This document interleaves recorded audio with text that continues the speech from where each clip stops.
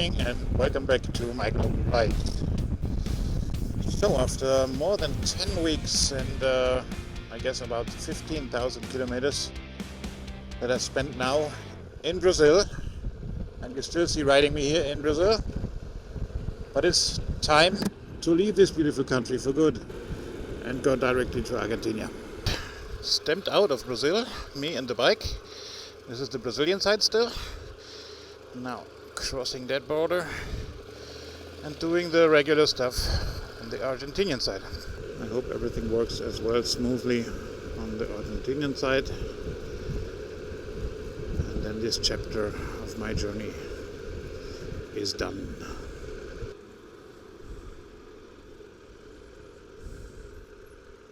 As friendly as they were, they also wanted to search for my luggage.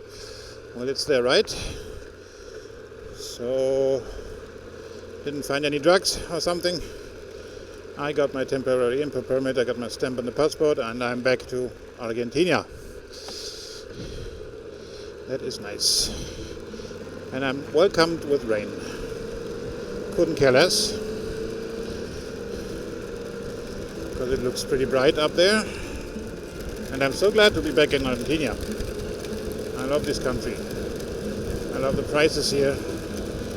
People are nice. Food is amazing compared to Brazil. Proper country. Here, bikes do not pay for highway fees. We have our own line and we go free.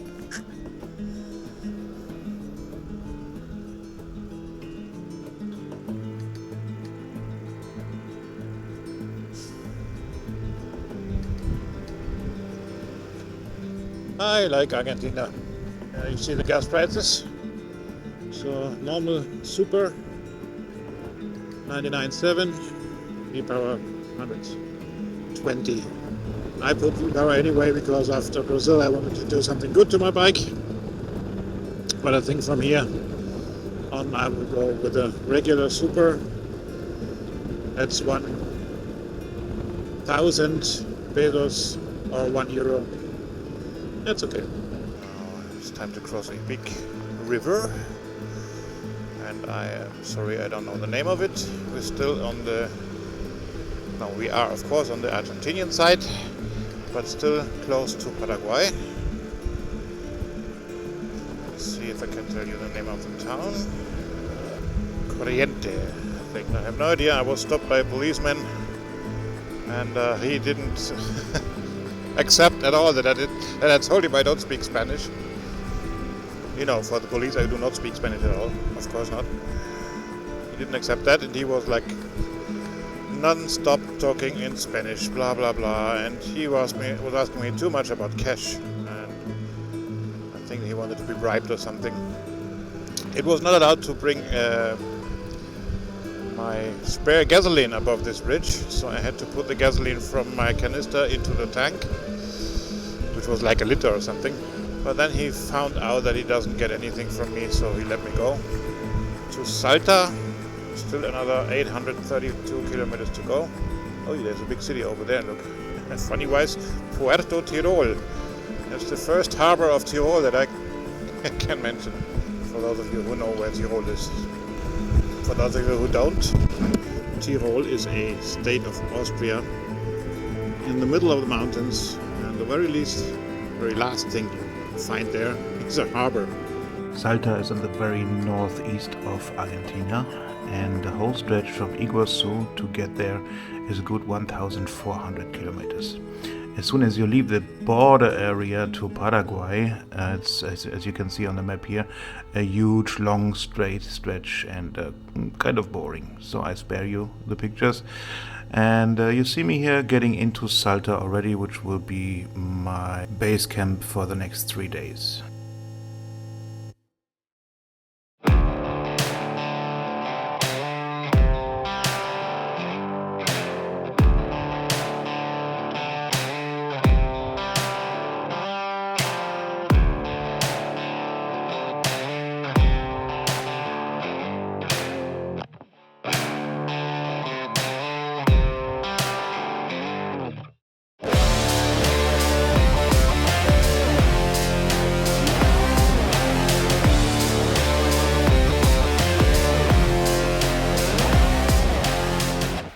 This day I went straight north to the little village of Humahuaca, which is pretty close to the border of Bolivia and as well Chile.